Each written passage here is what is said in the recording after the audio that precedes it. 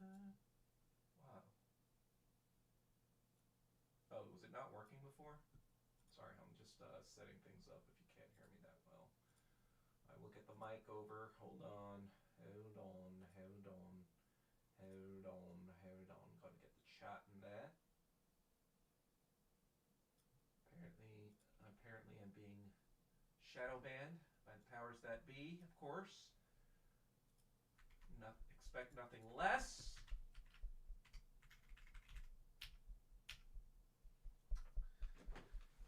Got a lot to talk about. Not really that much to talk about, but you know, you know, you know. Kim Il Doug, what up? What up? What up? Wi-Fi. Hold on a second. Let me just put this as Scarlet. Everyone everyone check in, everyone hit the subscribe button if you didn't do that. I feel like I don't know, whatever. I'm just doing all the things that people say to do now. I don't fucking care. We will wait a little bit. How's everyone doing? How's everyone going? Let's see what's going on in the chat. The Discord's been pretty, I guess, happening lately. Ever since probably like 2 months ago. I started this kind of more regular sort of fireside. When was the first one? Let's see. I think I started this in June. And although, obviously, even though I say I'm doing it for the 500,000 million years later people, 615, obviously you want some growth, right? You don't want to be talking to a wall, and well, you don't want your followers to go down, and I think they might have gotten down. I think I started with like 15 to 20 people, and then slowly filtered into like eight or so people. What's up? Hello, holy cow, checking star. Thank you for checking in. And if you guys check in, make sure to like and do all that shit. Whatever. I don't know. I am at 610 subscribers. I think that's been a growth. I think lately though, I am kind of getting a little bit more now that I've oriented myself more towards like Asian shit and going back to my roots, basically I started in 2020, right? Kind of talking about anti-Asian hate for the longest time.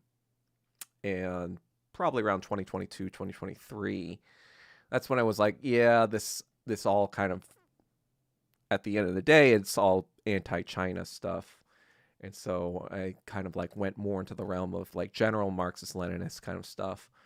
But then I realized that really wasn't, I feel like Western Marxists don't know really what they're talking about a lot of times, especially when it comes to Asians, especially when it comes to Asia, especially when it comes to China or Vietnam or Korea or any of the Asian countries, really.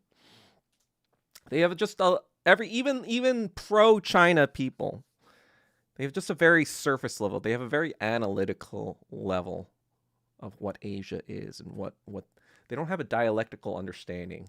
There's very few white people who have a dialectical understanding of Asia. Let's be clear about that. And the reason why there are a lot more Asian Americans who have a dialectical understanding of the West is because we've lived here. We've consumed the media, right? We've bought into the goy slop ourselves. We ate a lot of that goy slop ourselves. We know how the goy slop conditions everyone, including ourselves. Whereas not a lot of people, especially white people, or especially any Western people, like lived in Asia for most of their lives and kind of like identify as like a Chinese person, right? Like to especially like China, right? Because, part of that is a function of China not really being open to Westerners because of, the British colonization stuff. and the century of humiliation. So that there's that about that. But even like the Asians that live in Japan, for so to speak, that's only kind of been, or the white people live in Japan. That's only been kind of a trend for the past maybe 20 to 30 years. It's not been like a long-term sort of thing. Like, yes, obviously I'm not saying that it's zero, but like, especially with the Hart-Celler Act, a lot more Asians came to America than, Americans or the West went to Asia, right? And a lot of that's due to economic opportunity and all that. We understand all that. But the gist of what I'm saying is there are a lot more Asian people, especially Asian diaspora people like me, who grew up here, who lived here, who understand what it's like to be a Western person, right? Because we are Western. But there aren't many Westerners or white people who've done the same. And they just kind of like think that because they know facts about something or whatever, that they know something or place or whatever. But those facts can be manipulated, right? A lot of the narratives were manipulated, especially by the CIA and the media and all that stuff. Especially when it comes to something like Pol Pot, for example. That's from reading the kind of like data points of what happened. You can construct a certain narrative to fit whatever fucking retarded schemata you want. But those people generally don't actually go to Cambodia. They don't go to Vietnam. They don't go to China. They don't ask people there what happened. They don't ask people there what their opinions are of what happened. And they don't really care because they think that whatever facts are available to them through the lens of a Western, everything is through the lens of a Western sort of fucking thing, right? So everything is conditioned. And so they never have a dialectical understanding because they're even the knowledge that they get is conditioned through this lens of Western kind of Orientalism, right? There's no real Asian person kind of telling you, hey, this is how it was, and this is why, and this is the customs, and this is the, the material social conditions of the time that made it such, and whatever. So, all this to say, I don't even know where I'm going with this. Spent like the first 10 minutes like just rambling about this. But I guess like I'm kind of saying that, I decided that there is no one doing what I've been doing, for the past, from 2020 to 2022, 2023. And, there are plenty of Marxists who talk about Marx and talk about the Soviet Union and talk about the early Mao China stuff and factually what happened. But there are very few people like me who try to get to the nitty-gritty of, what it is to be Asian in the West, what it is to be a Westerner through that lens, what it is to understand China through that lens, and finally just kind of like how to synthesize sort of like an understanding that combines both Western and Eastern thought. Like, I think both are necessary. I don't agree with people who are like, oh, you just need Eastern thought or whatever, blah, blah, blah. Because, Mao Zedong was kind of like that, and so is Kim Il-sung, and they somewhat were not as successful as Ho Chi Minh, who understood that no, we need to understand the material basis between Western imperialism and how that functions in order to manipulate the social movements within those domestic areas to win the battle in our favor from the mind, from the perspective of like kind of like the absolute spirit, right? I know I'm getting Hegelian here, but like this Ho Chi Minh's understanding that like there's winning obviously wars materially, and that's through a better amount of resources, better attrition, etc., etc. But he understood that this sort of war, like a war of ideology, needed to be fought on this kind of like psychological front. And in order to do that successfully, he understood that he needed to understand Western thought as well as Eastern thought. That's why he spent 30 years of his life outside of Vietnam, going to France, England, United States, as well as the Soviet Union. Anyway, fitting title for this stream: The Rightoids Are Impotent. Yes, they are. What do you think of Engels' Asiatic mode of production? Did he get it? What did he say about the Asiatic mode of production? I haven't read everything from Marx and Engels yet. There's just like, I'm still getting through fucking Hegel. I'm only like, where am I?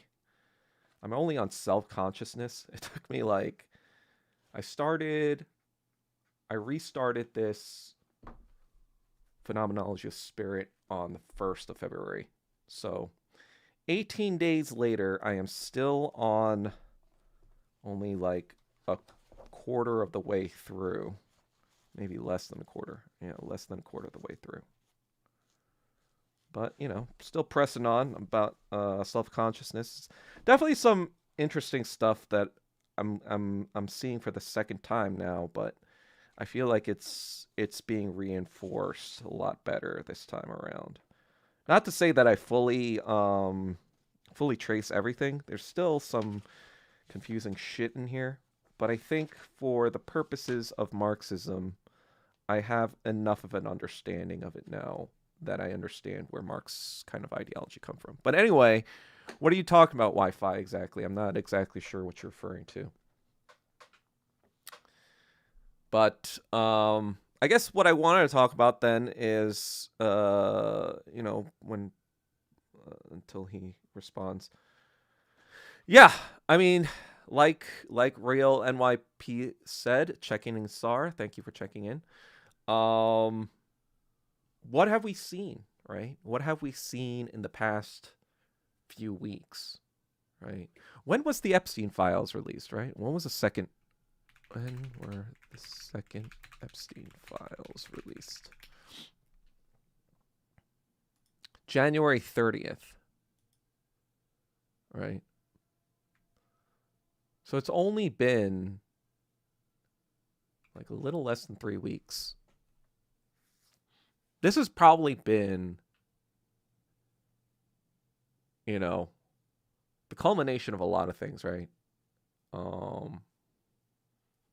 It's almost kind of like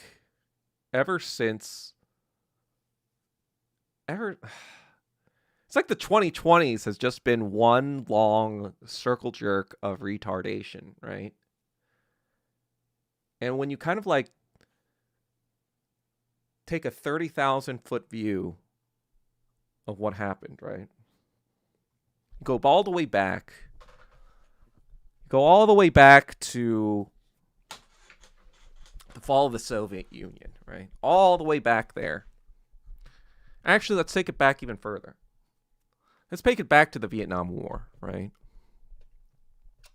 The end of the Vietnam War, right? That was probably the right wing in America's, that was their kind of like most embarrassing moment 51 years ago, right? Because although, yes, I know LBJ was mostly kind of like responsible for the war in general, I think in general, the right wing especially is connected to imperialism, or more I guess like more outward imperialism. Like a lot of the people who fought in those wars, are usually right wing, right? Especially Vietnam War vets who are proud of being Vietnam War vets. They're usually right wing. They're not usually left wing or Democrats or whatever. I mean, you'll get some, but usually, after that war, it was more of a right wing kind of like, oh, I guess we can't just bomb people into submission, And the CIA, the FBI, the entire American apparatus had to be kind of reoriented after the Vietnam War. It was kind of like, we need to take another tack here. because clearly just being like, well, you know, if you don't follow what we have to say, we're just going to bomb you. Clearly that isn't working in the global public opinion sphere. We look really shitty to everyone now. And not only that, we spent all this money on this war. It's, you know, American bodies came out in body bags. It was probably the lowest point in the American military history, right? And so the CIA kind of like was like, all right, we're coming clean, you know, we're whatever. But behind the scenes with the Secretary of State and everything, you know, Kissinger was cooking up some plans, right? They kind of were like, hey, why don't we use this paranoia that Mao has and use it to finally finish off the Soviet Union. Not that the Soviet Union didn't deserve what it got. You know, it was already corrupted after Stalin, of course. But, you know, it was like in the face of such a complete military failure, like Kissinger kind of like saved America. Not saved America as in like he, you know, like America was going to collapse anytime soon, but like, you know, there was a very real anxiety after Vietnam of in the kind of like the upper classes, like the ruling class. They were like, what are we supposed to do now? What, you know, like if we do anything now, we'll look like total shitheads. So we're kind of like handcuffed into, you know, what we can assert. You know, now we got to kind of like in 73, they had to like concede some stuff to the Middle East. You know, Israel had to give back a lot of its gains, and they didn't have kind of like the political capital to enforce their will, especially since like OPEC was like, we're just gonna fucking make our oil cartel now. And in all that mess, like Kissinger kind of like maneuvered the United States foreign policy to a very beneficial thing. You know, it got like China to embroil itself with a useless conflict with Vietnam over Cambodia, with a psychopath involved, and you know, it kind of like recovered some of its prestige. Like oh well, Vietnam doesn't look like it's that great of a place after all. They're attacking other you know, like there was this like sort of maneuvering that was going on that like by the 1980s, especially with the Soviet Union now embroiled in war with Afghanistan, now it looks like America was like, all right, we might have fucked up a little bit in Vietnam. Might have been a bad guy a little bit, but were we really that bad of guys? I mean, like, look at the Soviet Union. They're being really bad guys in Afghanistan. They're not letting people be free, blah, blah, blah, whatever. Turn up the screws. In 10 years, you know, in 10 years, Top Gun comes out in 1986. And, you know, instantly, the military is cool again. Military, you know, during the Reagan era, there was like all this sort of right-wing kind of like pride in the military, because like that was when the Soviets were on their heels, because they were embroiled in their own Vietnam in Afghanistan, right? So not only was the military spending higher because, you know, like they wanted to pressure the Soviet Union into bankrupting itself by producing more and more weapons, so that the Soviet Union would have to devote more of its resources towards that. And then they increased the propaganda in Hollywood, right? So that's, you know, that's where all this war game stuff came out, when Top Gun, Red Dawn, all this kind of like rah America against communism sort of stuff came out. And then finally they got their result, right? The right wing kind of struck back and was like, yeah, we beat communism. Even though there was like, it kind of just fell apart due to, ironically, not really due to like the military stuff, but due to kind of like its own sort of corruption and inability to sustain itself. And so the right and the left, they're both kind of feeling their oats, right? The Soviet Union has been the enemy to both classes. That's communism is like, they're both anti-communist, they're both pro-imperialists. They just have different flavors of it. So they were taking a victory lap over all that. And yeah, so that's kind of been the mood of America's foreign policy stuff. All right. You might have fucked up a little bit in Vietnam, but generally we're the good guys. And see, the bad guys fell in the end. And now that the bad guys are gone, now that the communists are gone, it's now time to like take over the Middle East with Israel. Like Desert Storm happened. Fucking the Iraq War, the Afghanistan War, 9/11, all this stuff. It was basically like, now that the Soviet Union is out of the way, now let's complete our mission to basically control the entire world under neoliberalism, this neoliberalism world order. And so the right wing, they've been kind of like, in the past 30, 35 years or so, right? They were the face of that, right? They were the face of Desert Storm, 9/11, George Bush going to Iraq, whatever. Like, basically enforcing the law on those terrorist Muslims, right? You gotta get those terrorist Muslims or whatever. And, like, we got them, right? We got Osama bin Laden. Well, I guess Obama got Osama bin Laden. But the point is, it was the military, and we saved the day. The military is going in, the right wing, like, America, fuck yeah, like, all this, we're powerful, we still got it. Yeah, we lost in Vietnam, but that wasn't really losing. We just left. We could have killed them if we wanted to with like atomic bombs. Not that that's the fucking point of the Vietnam War at all, or how war works. But we could have done that. And so we're back on top. The Soviet Union's done. Those fucking Ruski commies are done. We win. We're powerful. Those fucking terrorists. Yeah, we got them too. They're just being terrorists now and whatever. And so in this way, this is how the pro-Israel stuff was laundered into the right wing, right? Because, like, the right wing has been known for being, anti-Semitic for the longest time. But because this whole Israel conflict was framed in this right-wing framing since the 1980s, right? Like, with the Lebanon War, with, I don't know, fucking, like I said, Desert Storm and all that other stuff. This became a cause for the right to be heroes, right? They were heroes of America because they were, fighting for, like, the freedom. We fight for our freedoms, They hate us for our freedoms. Remember that after 9/11?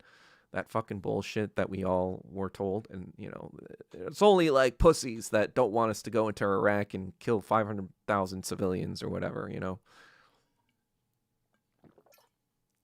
And that, they shouldn't have pulled out of Afghanistan like that, and Joe Biden was a whatever, blah, blah, blah. So the right was really feeling themselves as the muscle for the past 35 years. They were like, we are the people that keep Americans safe. And that continued, right, onto Black Lives Matter, right? Even that, the right wing was like, no, we're the thin blue line. These... unfortunately, there are a lot of, black criminals, and that's why we need, obviously, we need these police people because, and so that it became this whole stupid fucking political thing that was played around with George Soros and DA and all that fucking woke shit, blah, blah, blah. We don't have to get into that. But the point is, after all that woke debate, all that stuff, whatever, they were like, all right, we're back on top. We're back in the White House. Trump's got our back. We just have to be tough and whatever, blah, blah, blah. And, now it's going back to serving Americans. It's going back to getting back to the plan. The plan is to be America first. No more, doing, caring about other places and blah, blah, blah. But then what happens, right? This whole fucking year, the first year of Trump's presidency, like for a year, we got into like fucking 20,000 wars, right? We literally changed the Department of Defense into the Department of War. And, MAGA was like, oh, trust the process. He just has to do this stuff. The change will come. The change will come, blah, blah, blah. We just get into more and more wars. Tariffs are like destroying the American economy. Nothing he's doing is fixing anything.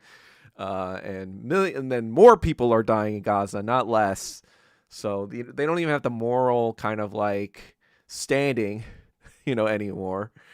But then like, oh, well, he's getting rid of corruption. He has to get rid of the corruption. It's all in the Epstein files.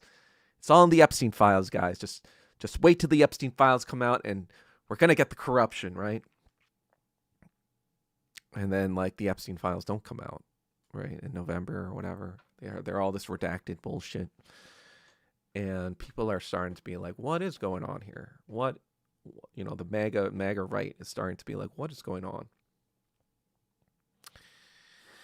And then,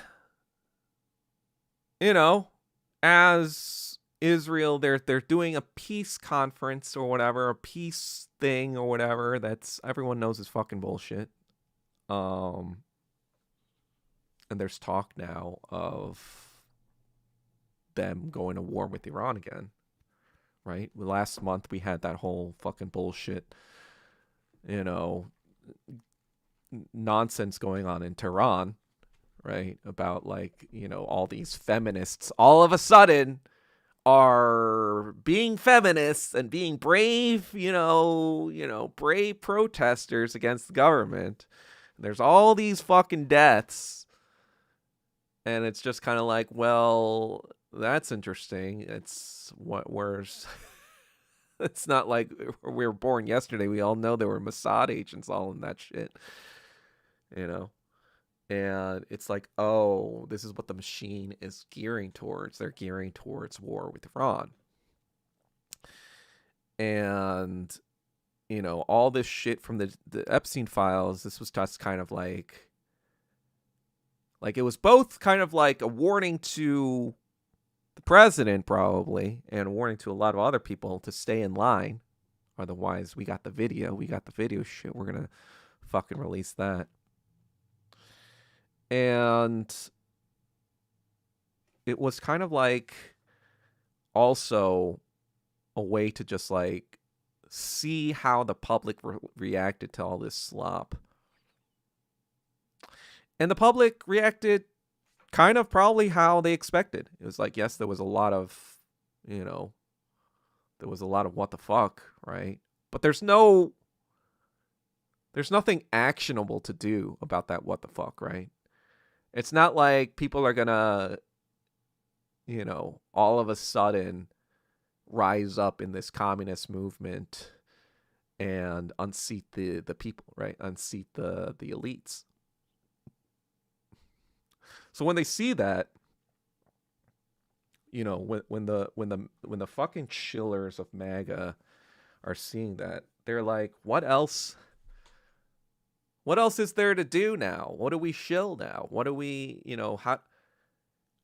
And then in the past couple of weeks, we see, right, of the fucking nonsense. First it's like Asian Americans are striver Americans. They try to make it so that like, Asians are somehow cheating their way into college or whatever, or not playing fair by studying hard or whatever the fuck, right? That doesn't really work. That has like a day or two in the right, and people are like, well, the smart people are like, well, no, that's not how it works at all, you dumb fucks. So that didn't really work. And then we had, what else do we have? We had the fucking retarded, like, slop from the Indonesians about this fucking woke shit that nobody cares about. First of all, nobody cares about identity politics in America anymore. I don't know if Indonesians caught that fucking message. But then, like, most Koreans don't give a shit about English language social media stuff. And so they were just fucking like, so who is all that fucking slop for? That's for Americans. That's for, like, Westerners to be like, oh, Korean people are racist. Oh, Chinese people are X, Y, and Z, or Asian Americans are, cheating their way into whatever. And then you have fucking all this shit about Eileen Gu again. 4 years later. 4 years ago, it was all the fucking boba liberals, all the fucking Taiwanese retards being like, oh, she's representing China. Oh, no. She's getting rich, and I'm just a retard fucking boba liberal in American Western media, scraping by on this journalist thing, shilling anti-Asian hate for fucking pennies like a worthless piece of shit, and I'm going to be irrelevant in a year. That's why you don't hear those people talking shit about them, because A, they're irrelevant and they died. They're not ever, anywhere near online anymore. But B, they realized, yeah, nobody fucking wants to hear it on the left, right? Nobody wants to hear anti-China shit on the left anymore when you've got fucking Israel fucking murdering all that fucking shit about the Uyghur genocide, whatever, that the Western leftists were trying to shill. Now the fucking Western rightoids have picked up on it and think that it's like some sort of, aha, we gotcha. Why don't you talk about the Uyghur genocide, Eileen Gu? It's like, are you fucking retarded? Like, do you know that the only people who support the Uyghur or support the narrative of the Uyghur genocide are white people, especially Israel? Israel being on that list should tell you something. But all these fucking retards are the rightoids who, like, don't talk about Israel, right? Because they are goy slop. They are goy slop enthusiasts. They're on the right. They got rid of the terrorists. We're on team anti-terrorism and anti-rapist, immigrants who come here. We need to ice them all out, and we need to ice the terrorists, And so they're stuck in this loop. There was this fucking guy, James Lee. I'd followed for the longest time, and I thought it was pretty based. But then even he was like,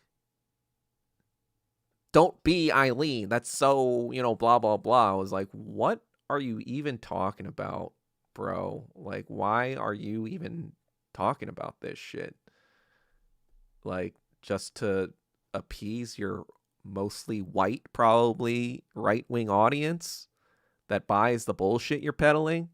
And so you got to keep them happy with some goy slop on the side, some anti-China goy slop, because now that they're impotent, they realize they're not going to do shit against Israel. They're not going to do shit against this Epstein corruption. They realize that their team was actually the corrupt side under fucking Israel cuckery. And so they have to grasp at these fucking straws. Even Kim Iverson, stupid bitch. It's like I knew this about these people for the longest time. It's just kind of like, this is what I'm talking about when, Westerners, they not only don't understand Asia from a dialectical perspective, they don't understand Asian Americans from a dialectical perspective. They don't understand the various incentives, the various reasons why people are the way that they are. Even if you just say it a billion times, me, right? For the past 3 years or so. And even before that, I was pretty open about it. But really, for the past 3 years, that's 3 years ago, I invented the term WMAF mind virus, right? Because I was like, this is a fucking mind virus. This is like fucking, like, this is the model in which, what's the word? Like, weaponized immigrant happens. Like that whole term of weaponized immigrant. It's like, what do you think that fucking means? What do you think sleeping with the enemy comes from? Like, where do you think It's like, did we not all? I thought we were all Christian and biblical. Like, did we not read the story of Esther and Mordecai? Be like, hey, why don't you use your feminine wiles to actually help your people instead of helping your fucking damn self? You know? And it's just kind of like all this fucking right-wing goy slop now. It's like everything that's anti-China, everything that's anti-Asian, it's all coming out now because they got nothing else. They can't criticize Trump anymore. Or they never did criticize Trump because they were Team Trump. But they can't criticize the Epstein files anymore because now we know where the Epstein files came from. So what does the right wing do? What do the fucking spokespeople, what do the fucking Goebbels gremlins of the right wing do? Right? I mean, for all the hate that, Nick Fuentes gets, for example, I think he's actually playing on something like everything is meaningless. He's like an leader of an ultra black-pilled cohort, right? It's more like morality doesn't matter as long as you get power, right? And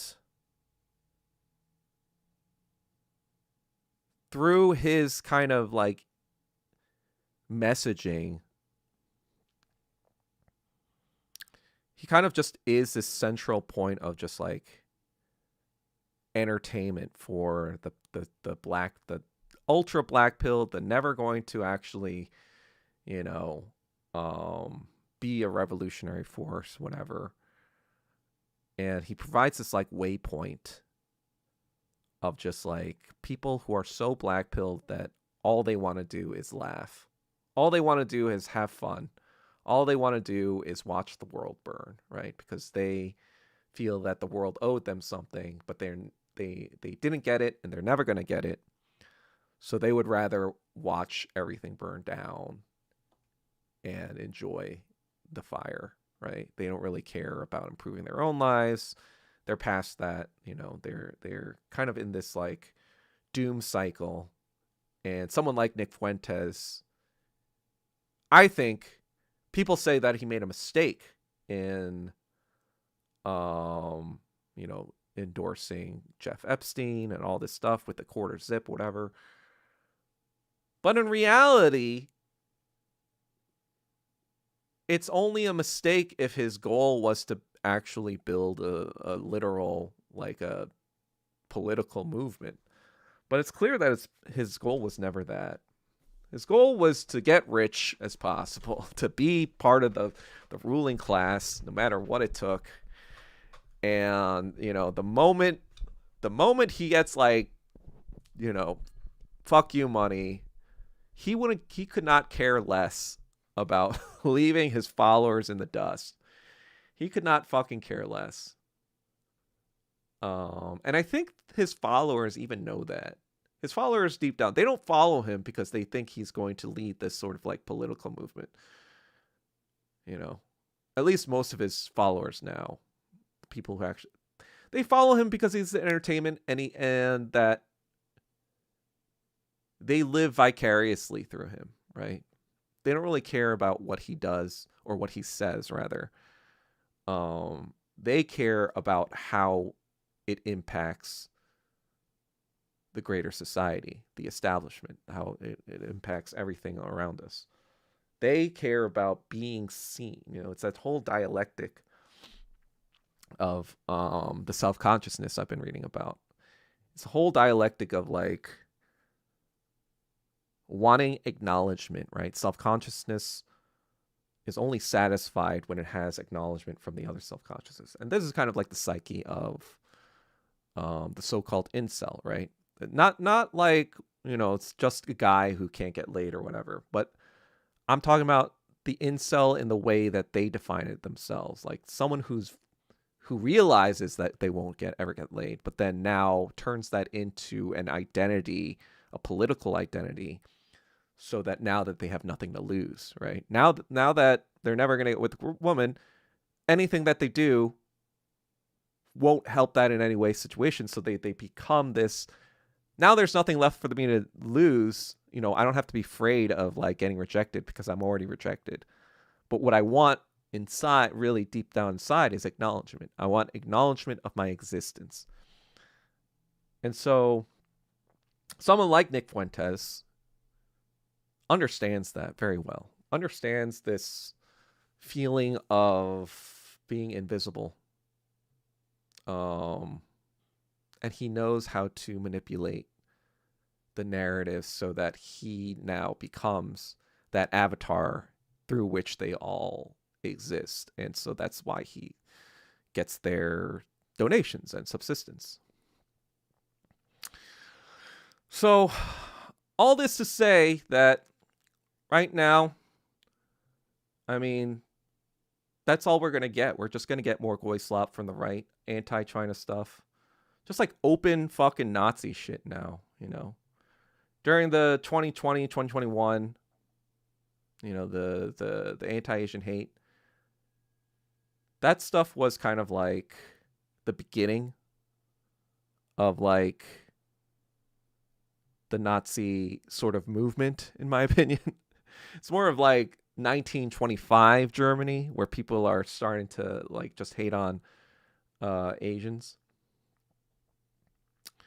And then 1930, I feel like we're 1933 now, where, you know, I think Eileen Gu was attacked for literally for just, you know, literally attacked, like physically assaulted, I think, or whatever, for, you know, skiing for China. It's just kind of like this ridiculous sort of like progression of like imperialism just superseding, you know,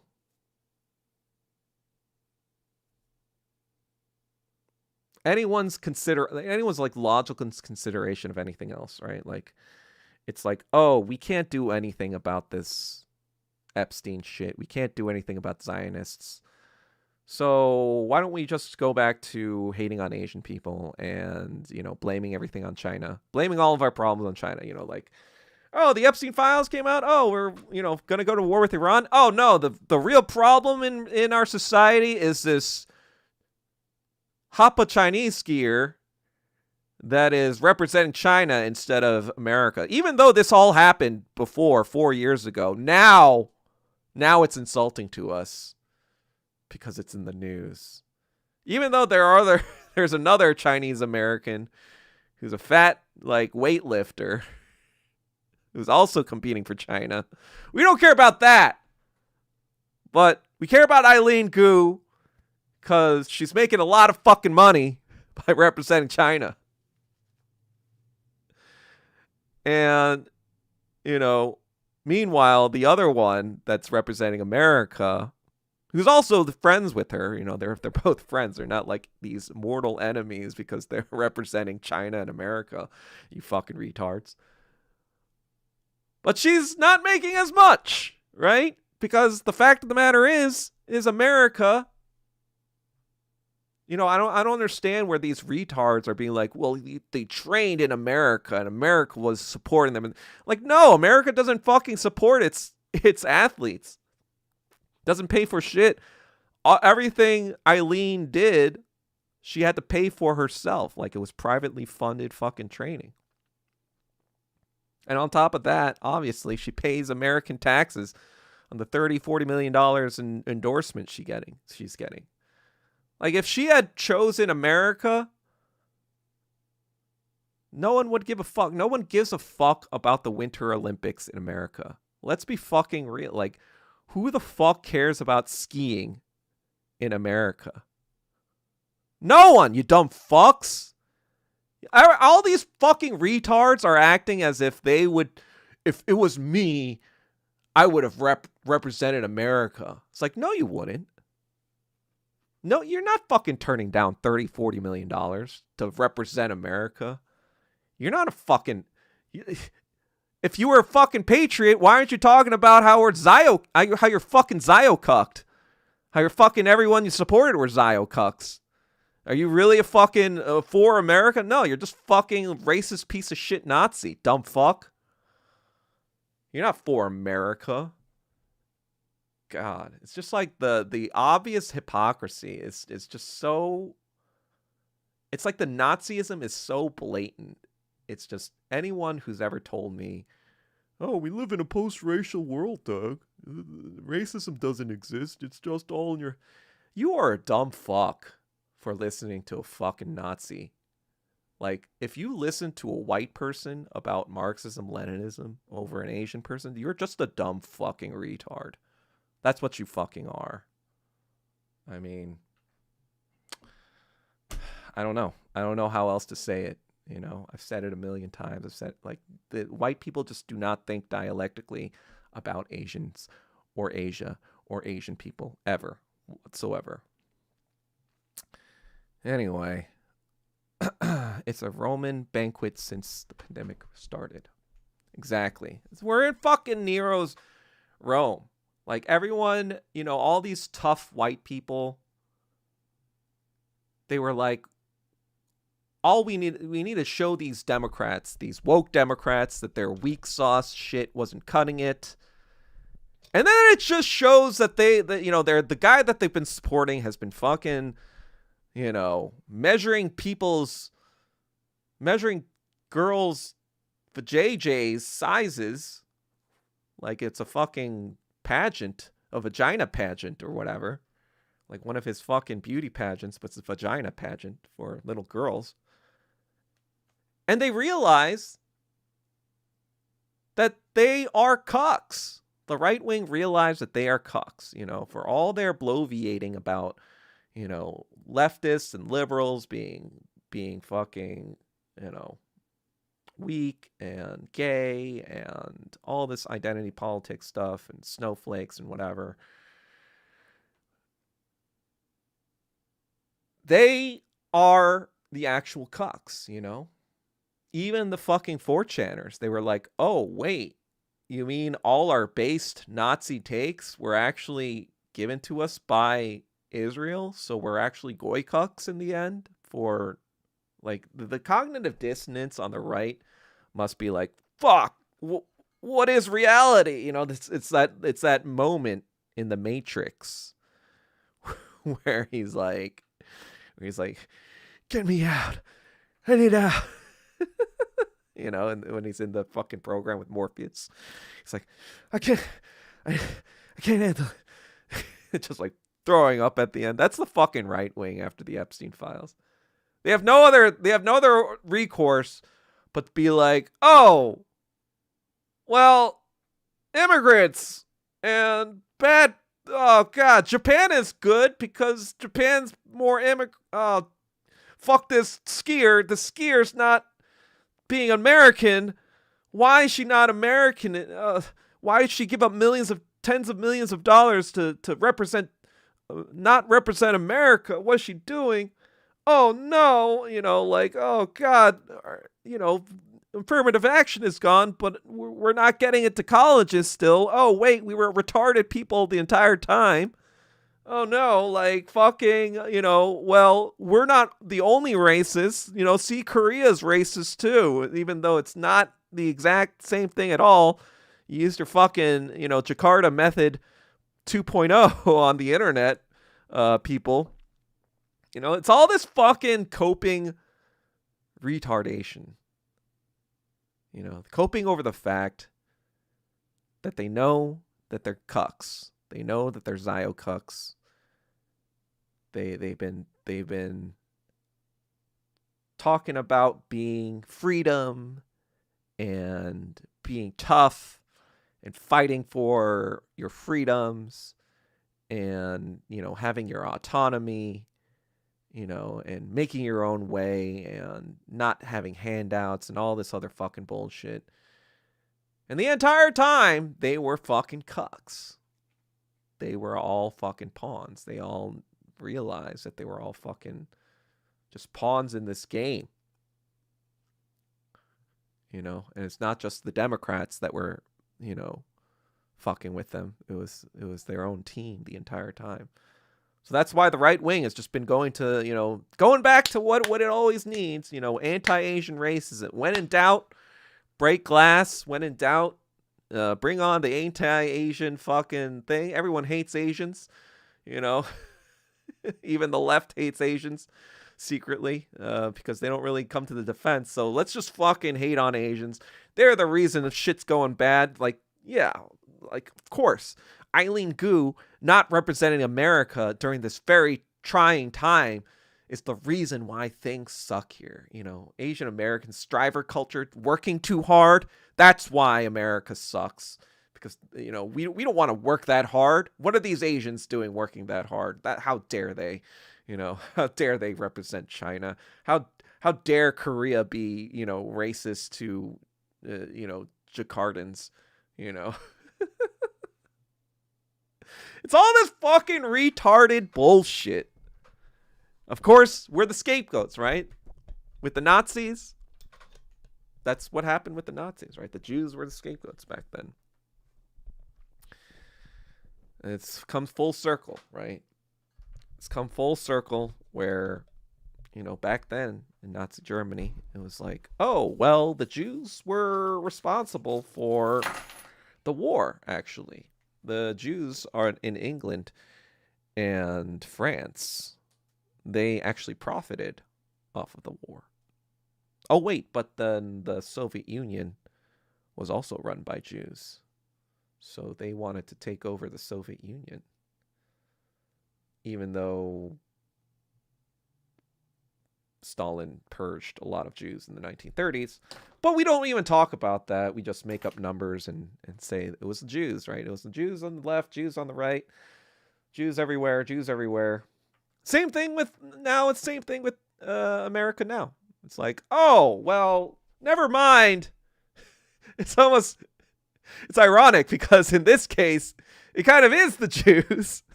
But it's like, don't think about these Jews, right? Especially the ones telling us to fucking genocide Palestine or anything like that. Don't think about that. Don't think about the 660,000 people they annihilated in the past years. Think about these Asians. It's the Asians, these capitalist Asians, in the fucking college admissions, working too hard. They're trying to exploit us with their capitalism ways, their over aggressive competitiveness, and now like look at Eileen Gu. She's being a capitalist. She's only for herself and her own wealth. Not like that's not an American thing to do.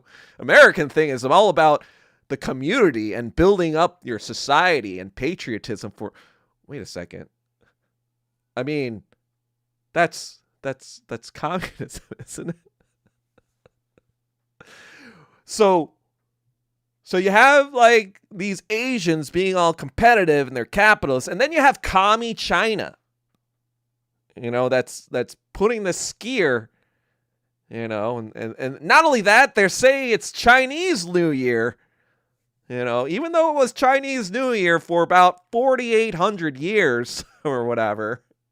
Only in the past 200 years, there's been some sort of, I guess like, Viet people call it something else. Korean people call it something else.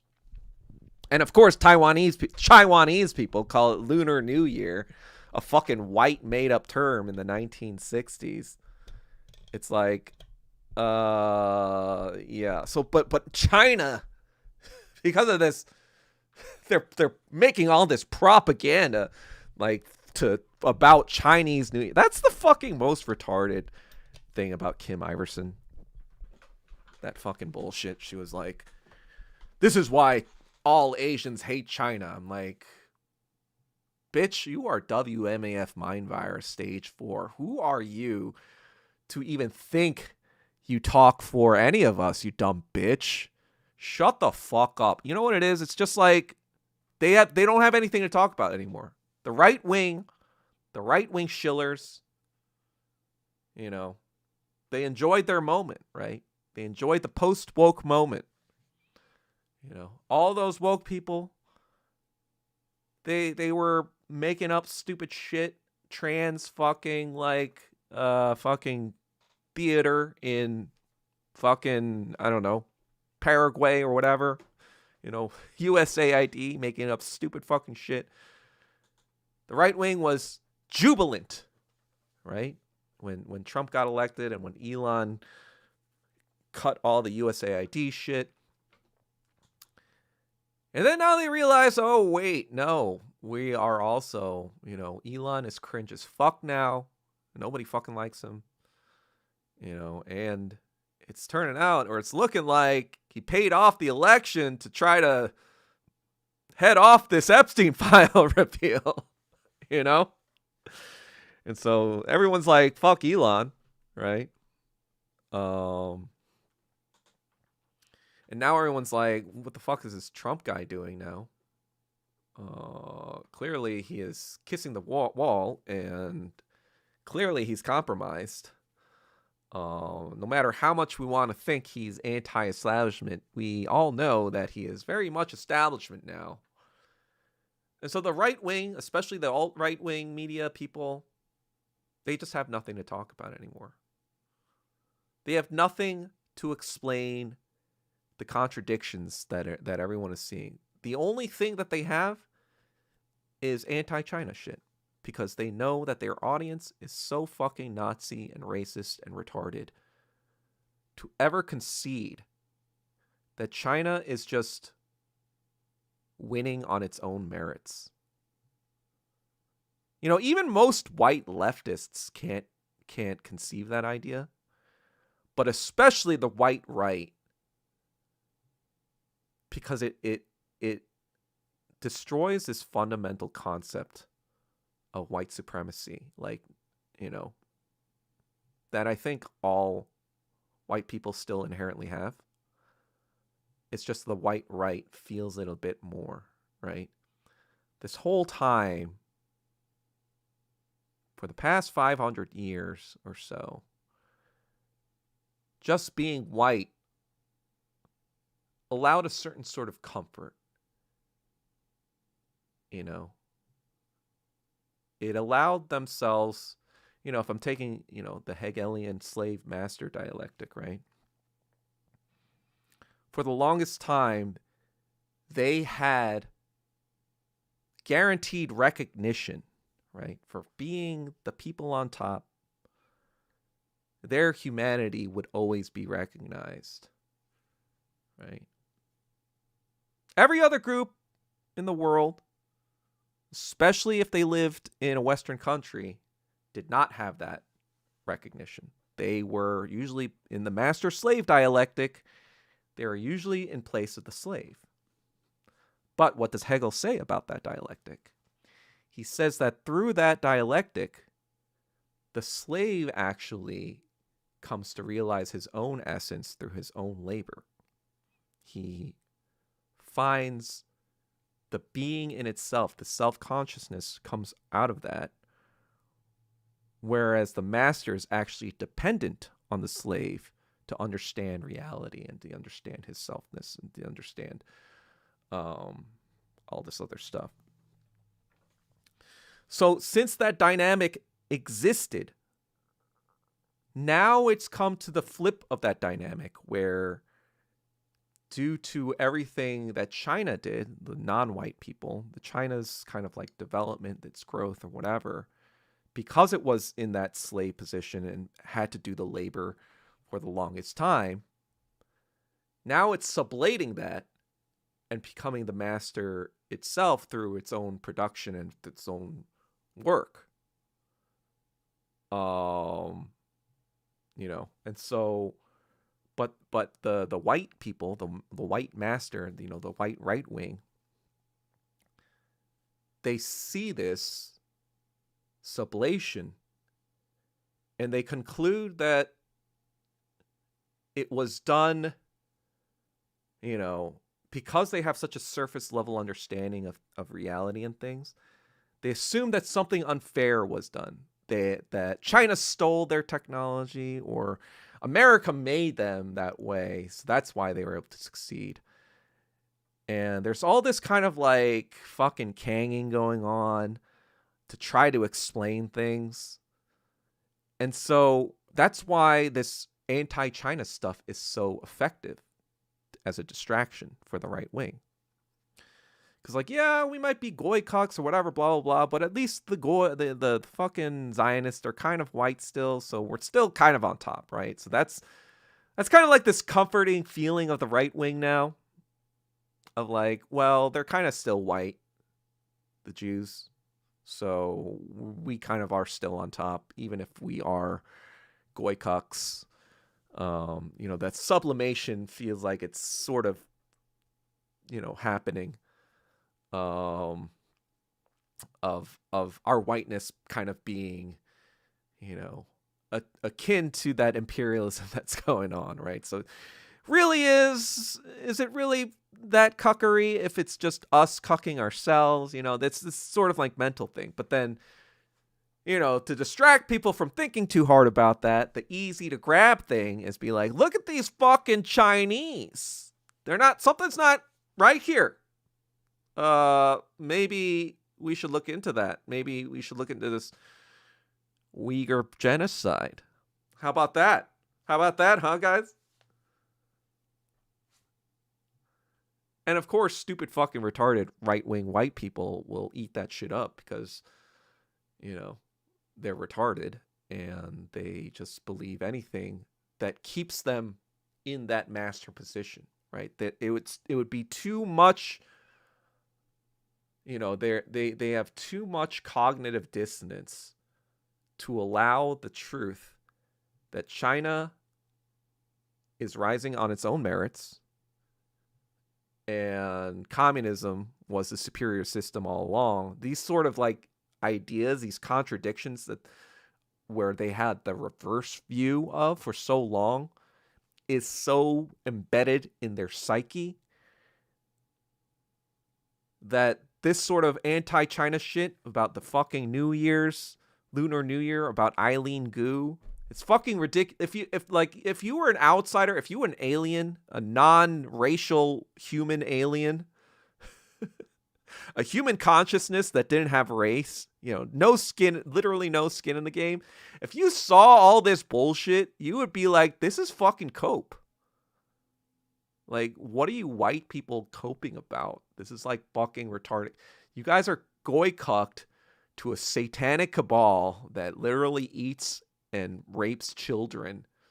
And you guys are talking about a fucking female skier not skiing for your country right now. You're talking about a name for a fucking holiday that has been Chinese New Year for like thousands of years. And now, like for the past 50 or 60 or so, it's kind of had this more modern take on it and get angry about, Chinese people saying Chinese New Year. Like, what are you fucking talking about right now? Like, what is this fucking cope? I am a fucking non-racial human consciousness alien looking down at you and being like, what are you fucking talking about? Like, look at me. Asians are the captain now, I'm just like, what is this goy slop? It's just so obvious that it's goy slop. And the right seems to just eat it up. It's like, there's just too much cognitive dissonance for it to accept that they're not the heroes. That's the main thing about, obviously when people think about white supremacy, they think about the KKK, they think about hooded people, they think about blah, blah, blah, the really violent people that just want to kill black people or, non-white people, I guess. Or images of Hitler and genocide and all that stuff kind of like comes to mind, right? When you say the words white supremacy. But white supremacy can be very simply just wanting that master-slave dialectic to stay in place, the status quo. just by being white, you are seen as existing. You are seen as everyone acknowledging your existence. You know, whereas, you know, obviously in America, if you are, especially if you're an Asian person, right? I feel like we've come to the point where, like, all else being equal, wealth, position, whatever, if you're Asian, you're going to be the most regarded as non-existent. An Asian guy, rather. It would not matter to America if you lived or died, you know, and you could see that with, you know, Asian billionaires, Asian American billionaires. Nobody gives a fuck who an Asian billionaire is. Like, there are several Asian American billionaires. No one who even knows who the fuck they are. Nobody cares. If they died, nobody fucking would care. You know, you have all these, you know, fucking celebrity. No one would even care if an Asian celebrity died. You know? And that's just kind of like my observation of the American psyche, especially the right wing. You know, I used to think there was some chance for the right wing.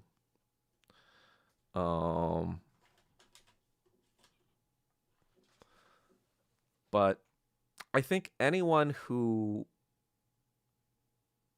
is basically invested in politics mentally in any way, shape, or form,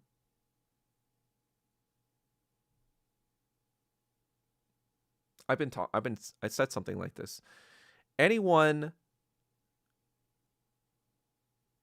who sees the system,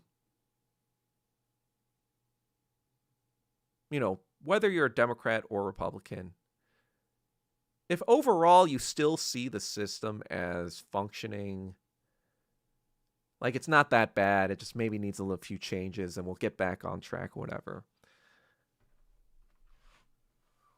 Those types of people are most easily manipulated and controlled by the media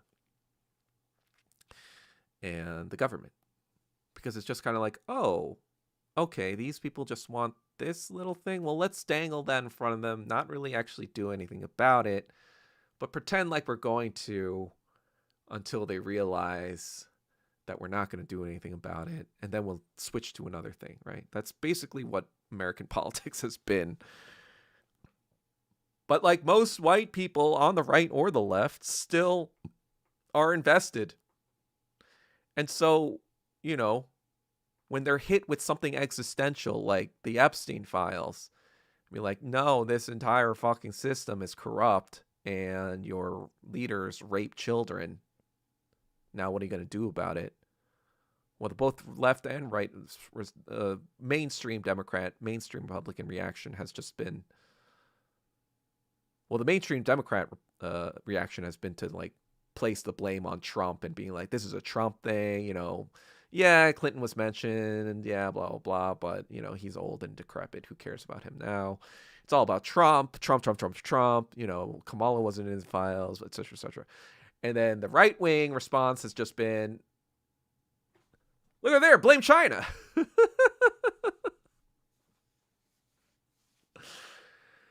And so it's just like, I don't know. I just feel like, on one hand, I feel like maybe I was giving the American right a little bit too much credibility, or credit, rather, in coming around. But now I'm just like thinking, I'm reorienting my thinking all the time, right? You know, this is what Lenin did, right? You know, you got to reevaluate the circumstances and figure out what the best way forward is. You know, he flip-flopped on theory during the Bolshevik Revolution, because one week something would be irrelevant and something would be, you know, and it would just be about what are the material conditions and how do I overcome them to while still being consistent with being a movement for the proletariat. How do I get there? You know? And for me, like, I guess, like, it's been this changing thing all the time of like, okay, I guess the American public is here. Okay, I guess it's here. And it's kind of just also just confirming a lot of my suspicions. But I guess, like, for the most part, it's just kind of like, man,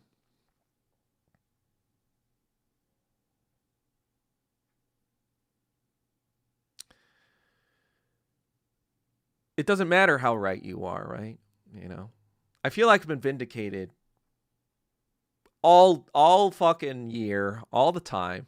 Everything I say ends up being the fucking correct line. But it doesn't matter if the Asian guy is right, because nobody fucking listens to the Asian guy, right? We are constantly in that slave dialectic. We are trying to get acknowledged, or even just our ideas getting acknowledged. You know, it takes being right all the time for me to even like exist, right?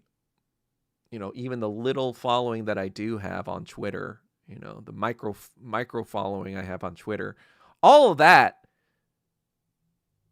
requires me to be correct like 95+% of the time.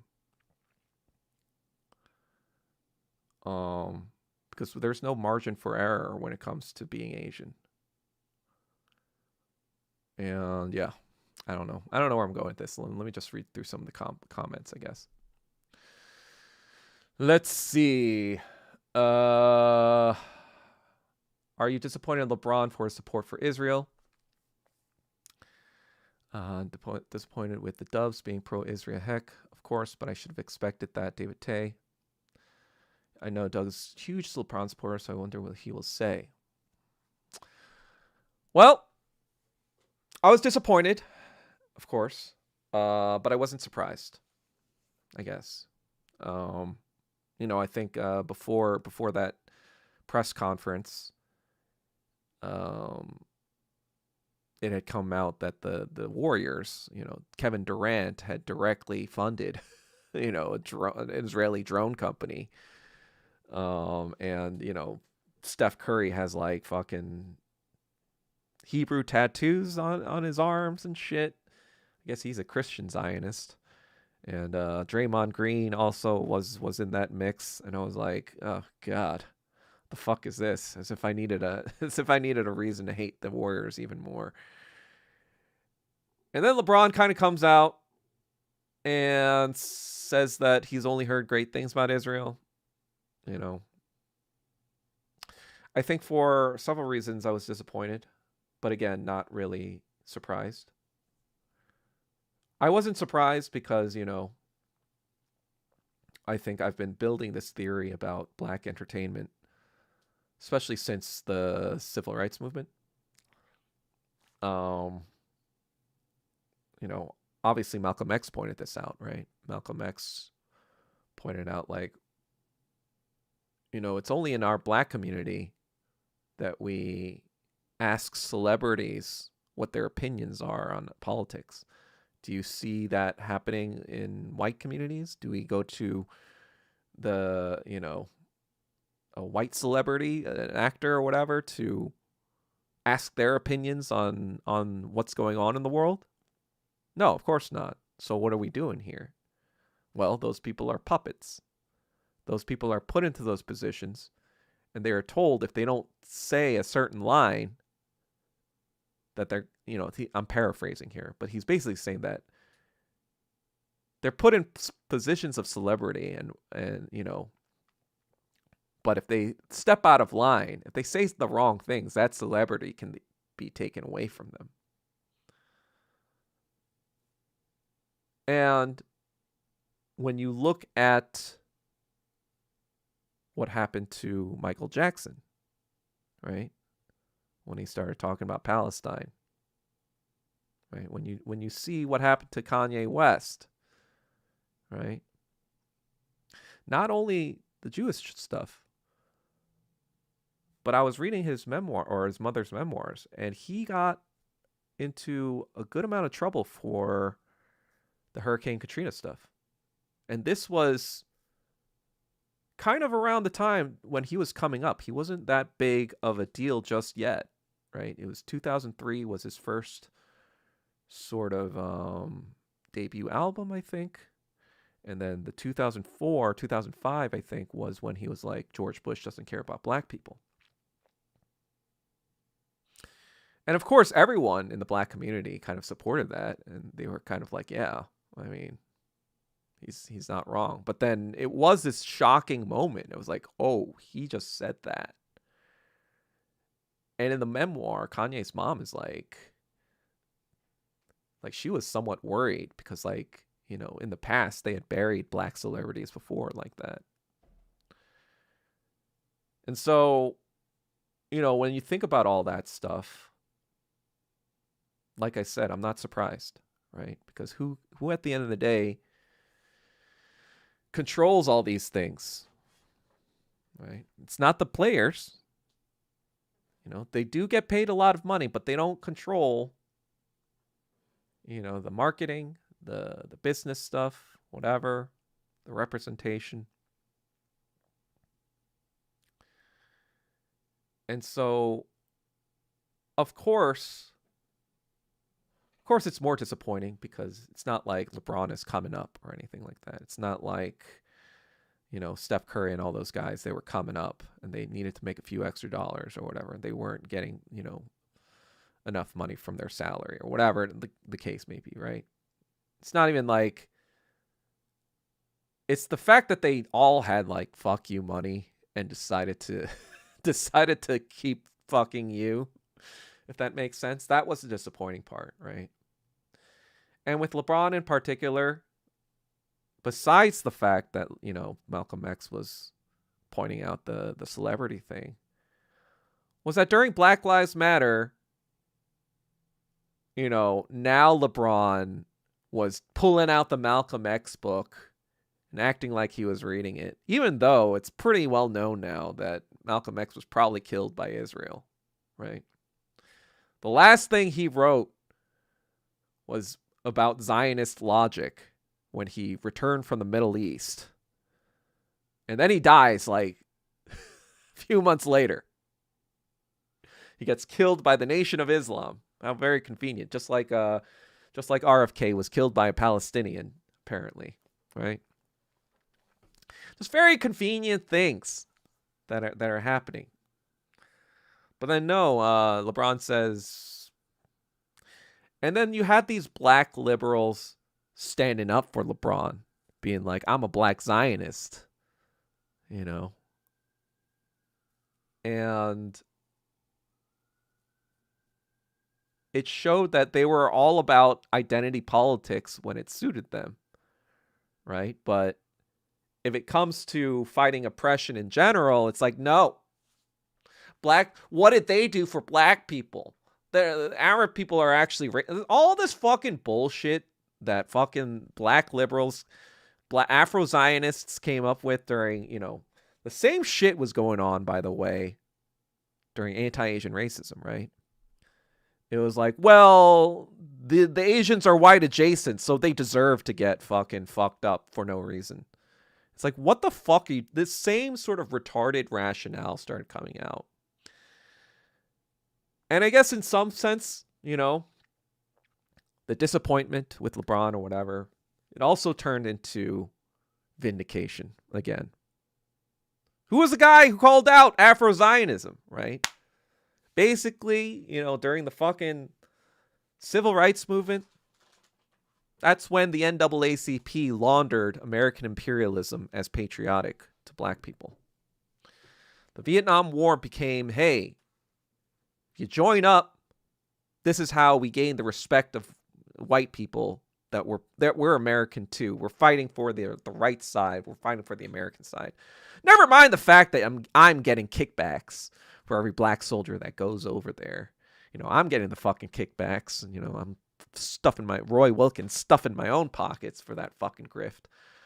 Never mind the fact that the same fucking bullshit happened in BLM, where all those fucking leaders or whatever were fucking filling their own pockets with woke nonsense that we're fucking, building mansions in Beverly Hills with.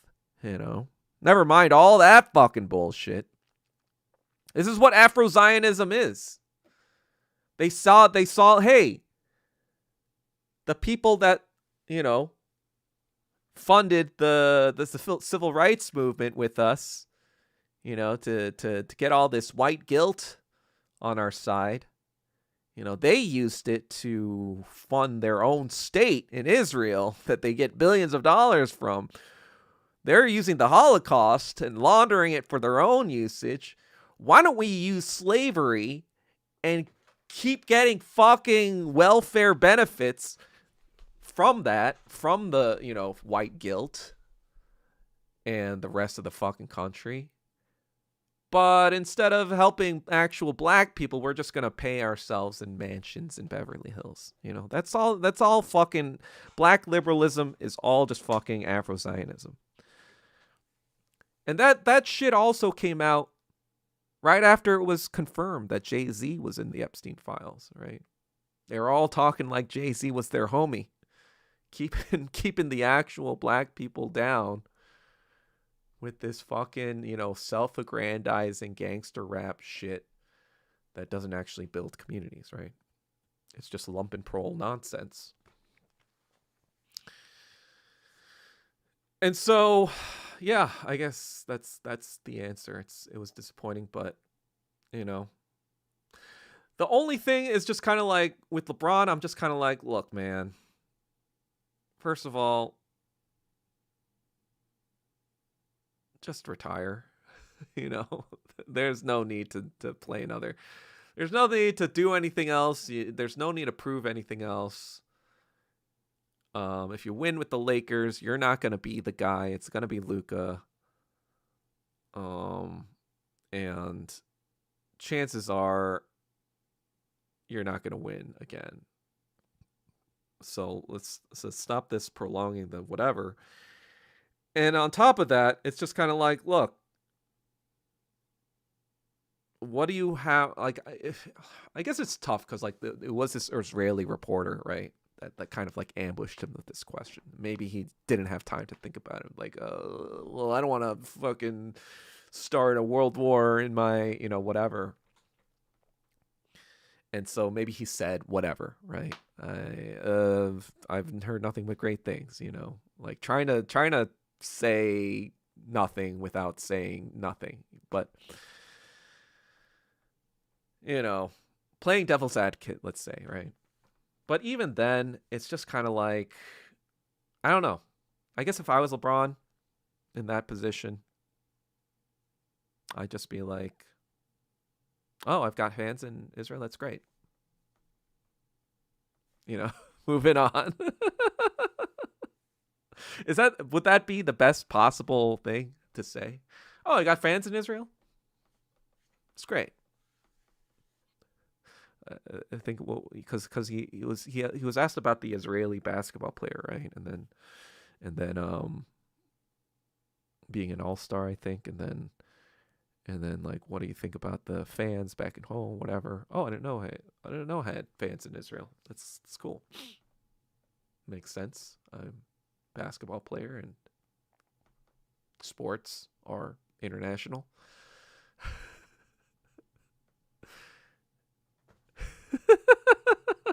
Do you think he would be able to just like move on and be like, oh yeah, good thing I have fans there? But maybe he should have. Maybe, I don't know. Anyway, then the Plaza Accords happened and Japan came cuckolds, fell for it again awards. Yep. Trump has been straight goy shilling. True. Well, some are doubling down on the copium. Age is a number, guys. LeBron doubled down on his support for the star people. James said Wednesday, praising country, thanks fans for support. R.I.P. LeBorn. He has been compromised. Oh boy, usually xenophobic BS about cheating and stealing tech. James Lee's statements kind of threw me off. Schlop. Oh yeah. Let's see. James Lee, in one of his tweets, he tried to tie China to the Epstein files. Oh, God. Are you fucking serious? James Lee is just like a... Oh, God. It's fucking Taiwanese. It's like, what? I don't understand. It's just kind of like... What world does a James Lee think he's trying to fight for? Like, in what world does a stable existence... Like, it's either, okay, the American government is corrupt and we need to dismantle it, or what do we need to do exactly, James Lee? Like, I don't understand.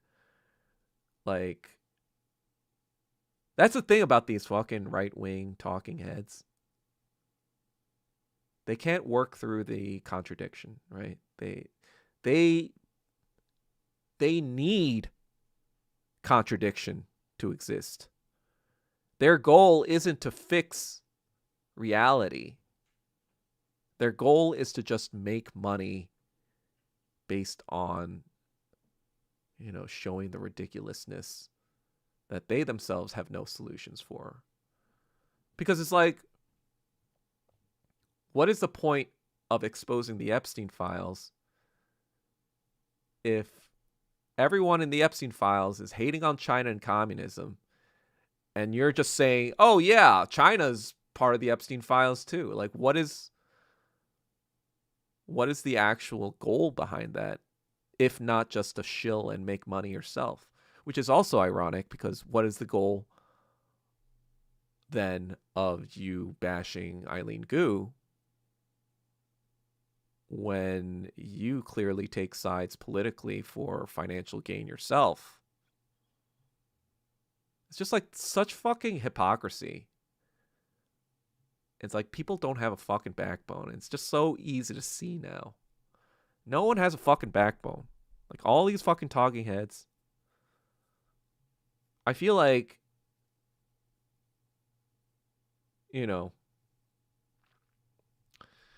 nothing that is actual revolutionary, will ever be popular, right? At least in Goy-Cuck controlled media, like the internet, like YouTube, like all this other stuff. That's why they push people like James Lee or that fucking retard, what's his name? Dr. Zhang or whatever. Because those people are closer to the truth, right? They're willing to say things that most of the mainstream is not allowed to say, but they're controlled just enough so that they'll, at the last moment, they'll slop some goy slop, anti-China goy slop in your face and play to the fucking egos of the white person, the white person whose cognitive dissonance will never allow them to accept China's ascendancy in any meaningful way, except for trying to destroy it. And so these people are nothing but goy slop fucking propagandists themselves. That's basically what it becomes. Everything becomes fucking goy slop in the end. Without the lens of Marxism, Leninism, everything becomes fucking goy slop. Because what Marxism, Leninism is fundamentally, it's not about,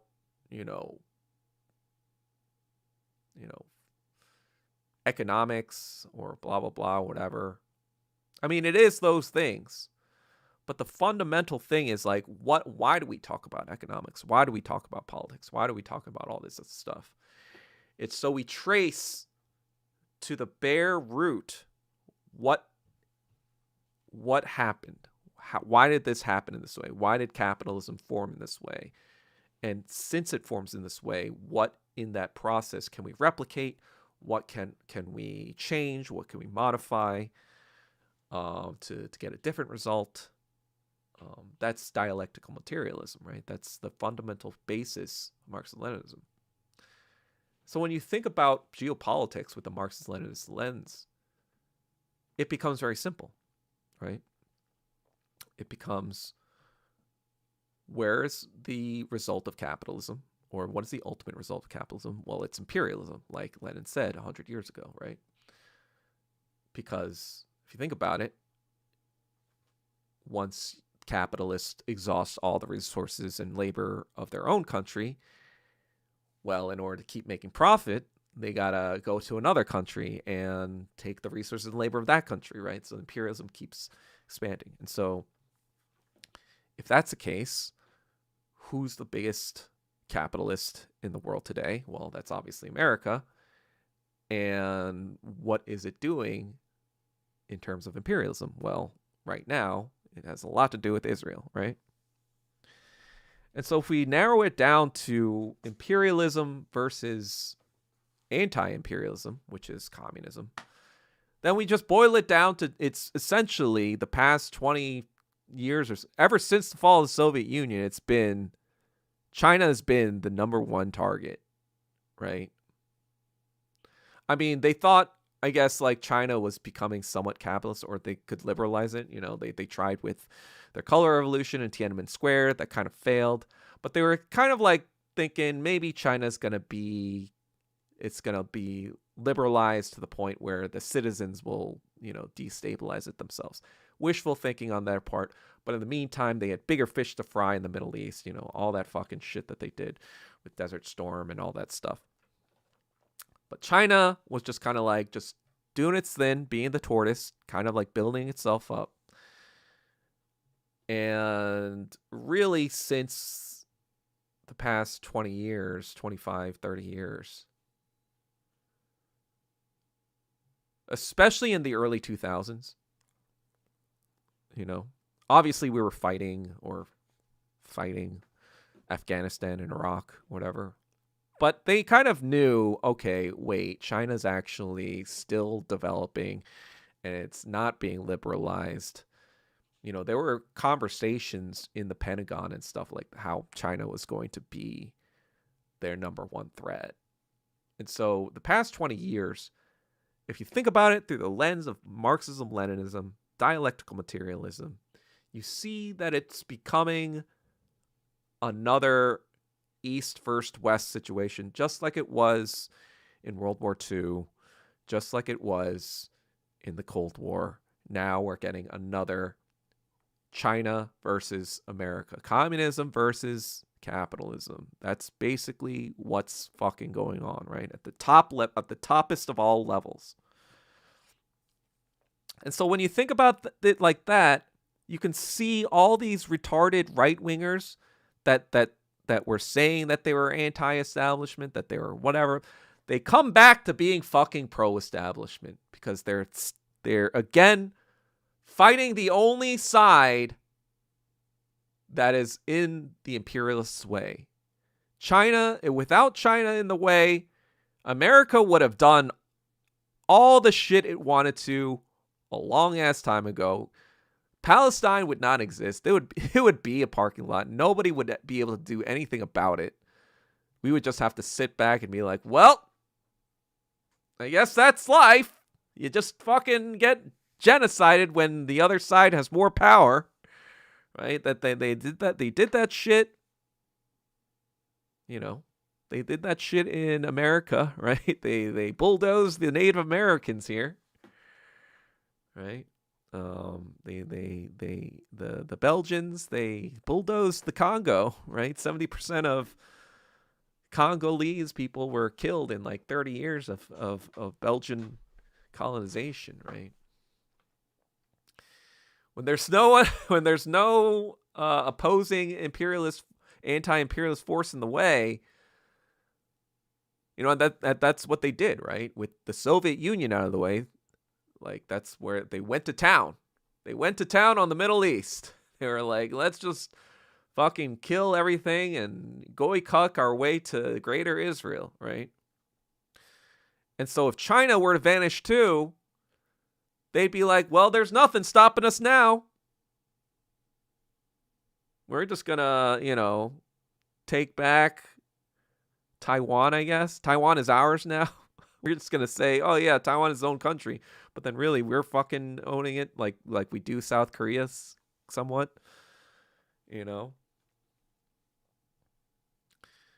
and then they'd fucking balkanize China probably, and then make it into like fucking goy-cucked states themselves, and then they'd fucking, yeah. You would just turn the entire region into the Philippines, right? Because that's the real example. That's a real example of what capitalism and democracy is. India, the Philippines, Indonesia,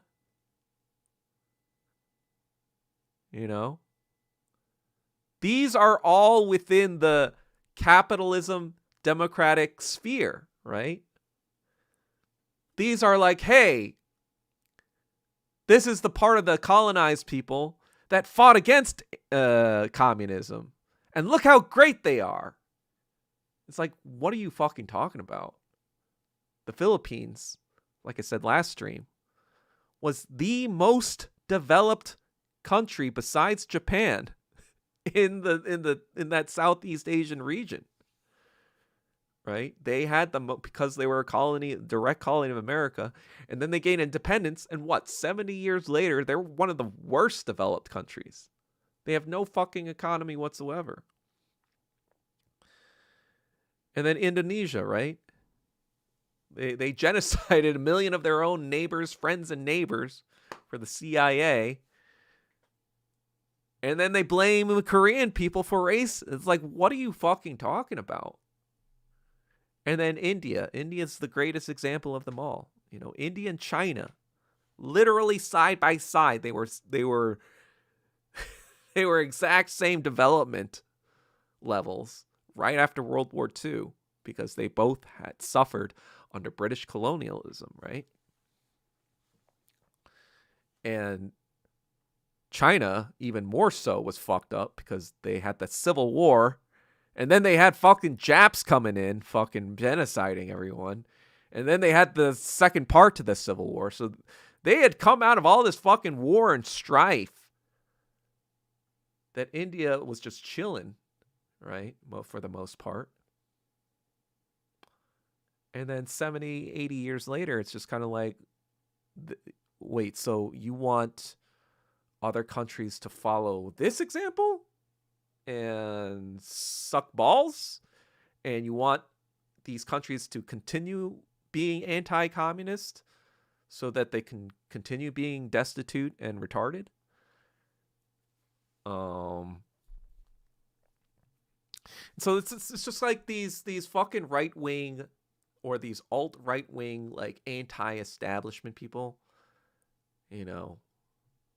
you guys are just fucking goy cucks, especially the Asian ones. The Asian right, like, I have a lot of smoke for the Asian left, obviously. I think they're all, like, anyone who's aligned with white people in general, on Jean-Louis, I don't know what the Jean-Louis, I don't know what the fucking Latin term is.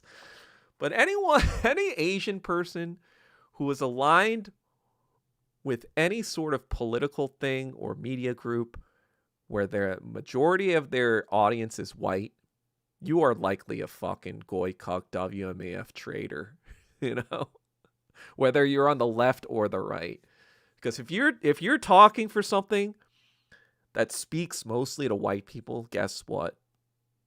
They have that fucking cognitive dissonance where they will never accept that Asia and China is just better than them now.